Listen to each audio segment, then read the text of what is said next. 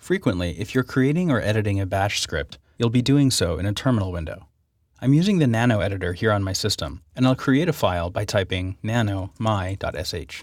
The .sh on the end signifies that it's a shell script, and of course we'll want to put the shebang line in first.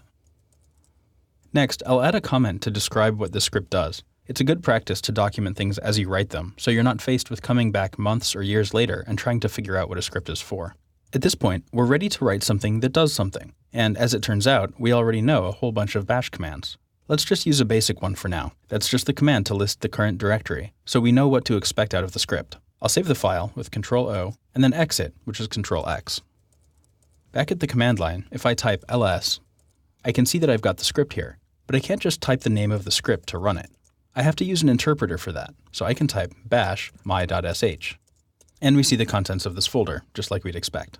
But most of the time, you won't want to type out bash in front of your script. So let's take advantage of that shebang line, which tells the system where the bash interpreter is. I'll type chmod +x my.sh to make the script executable. And now I can just run it by typing /my.sh.